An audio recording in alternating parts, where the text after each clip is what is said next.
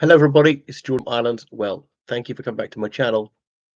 This video is about the local elections in England which took place on Thursday, and the full results have only just come through now. Anyway, so it is a truly dreadful night for the Conservative and Unionist Party, a bad one for Labour, and it's a triumph for Reform UK.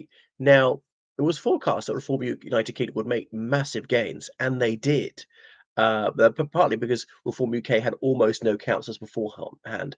They scarcely even tried in May 2024. They're much more focused on the upcoming Westminster election, in which, of course, they got 5 MPs elected, the first ever Reform UK MPs.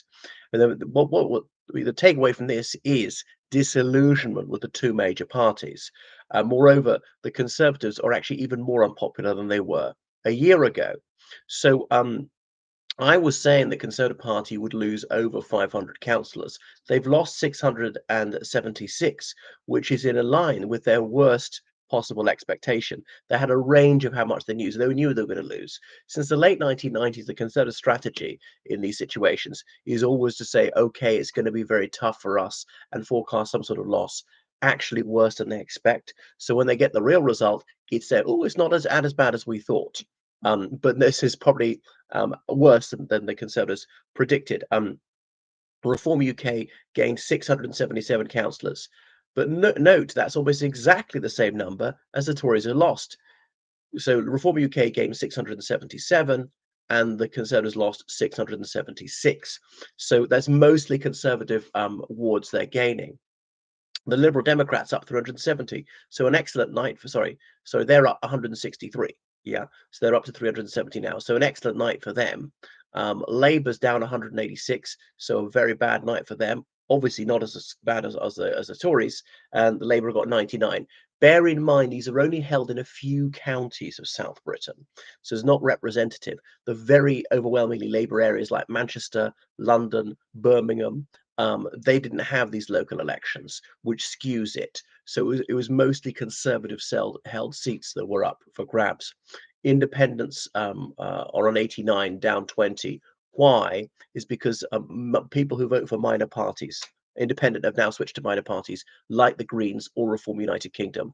And the Greens are up to 80 seats, having gained 45. So, Greens, they've more than doubled in these seats. So it's very good news for them. So the duopoly parties, Labour and Conservative, is very worrying for them. I call them duopoly because it's only ever been Labour or Conservative have been the governing party since 1922. You could even say earlier, I suppose, since 1916, since Lloyd George, a Liberal Prime Minister, formed a coalition which was mostly Conservative. That's right, a Liberal Prime Minister with a two-thirds Conservative cabinet. Yes, so why? Disappointment with Labour, which is not delivering.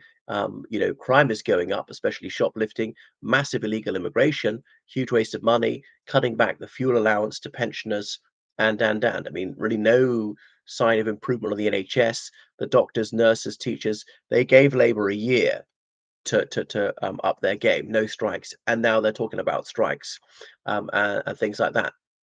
The cost of living, net zero, is putting up fuel prices and things like that. So Labour voted in partly because they're not the Conservatives, the only one who can kick out the Conservatives. That done, they've got to deliver, and they're not delivering. But Kemi Badenoch, well, is terrible for her.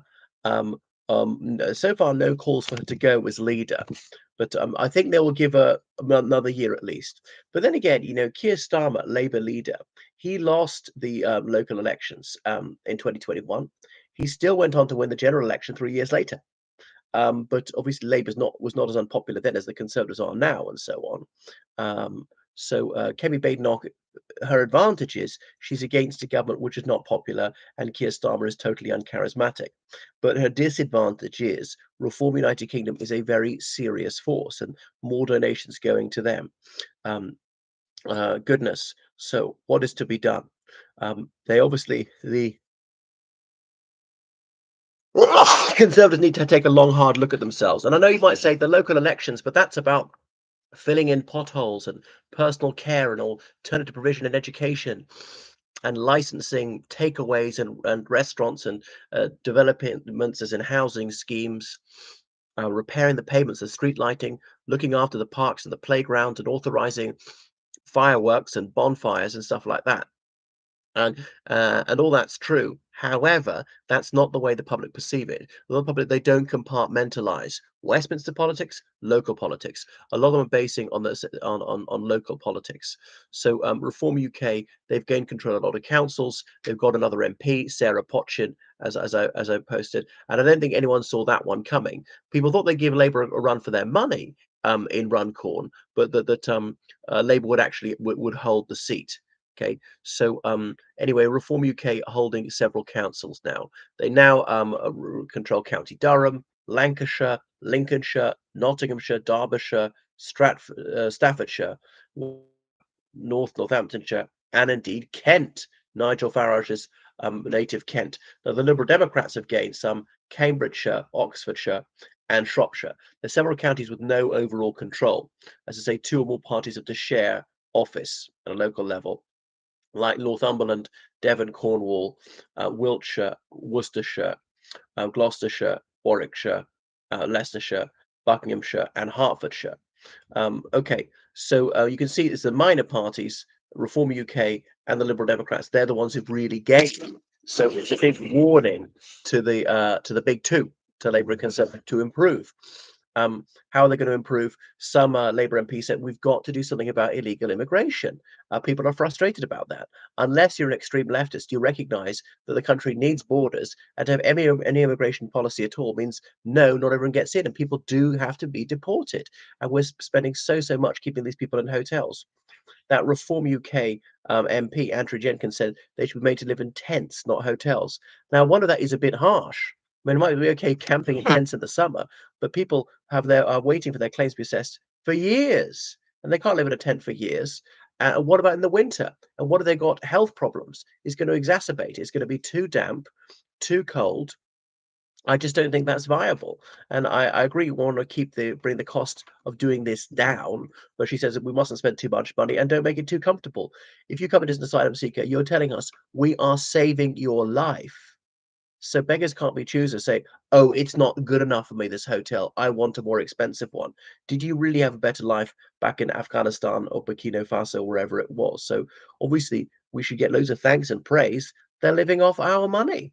All their food, all their healthcare, all their education, everything they get. All right. And yeah, they mustn't be starved. They must be treated humanely. But no, they don't have to have a bed of roses. The other thing is net zero. Is that even viable? Because that makes the cost of energy so high. We obviously need that for heating, for lighting, for cooking, for all sorts of commercial activities. Businesses run on that. Trains run on electricity in many cases. Some cars do. And this fixation with net zero is making the cost of living too high. And I want net zero, but I think that the date for it might have to be pushed back. So there's major pressure on Labour to deliver, to make life better. How have they made life better? How? How? I mean, I can't think of a single way. And okay, no strikes for a year in the public sector, but that's coming to an end. Um, Goodness, so we live in fascinating times. Yeah, the real winner of this is definitely Nigel Farage, and they'll do what the Liberal Democrats do: start off winning council seats and turn that into winning parliamentary seats. People know their local councillor or their directly elected mayor, and he or she then stands for election to Parliament. They have a presence. Reform UK cannot be dismissed as a joke. They're not a one-hit wonder. They're going to be here for some time. They're going to be a serious force for a decade. I thought they might shrivel up after 2024 election, but that appears not to be the case. And that's probably more of a problem for the Conservatives than it is for Labour. But they do have a presence in some former Labour areas. But I think a bit like UKIP, after about 10 years, they'll collapse. I mean, I know UKIP was founded in 1992, but winning the 2024 was it European elections, 2004, being a major force, and then sort of after the Brexit referendum collapsing. And then they went into Reform UK, the Brexit Party, and then it was Reform UK. Okay, goodbye then.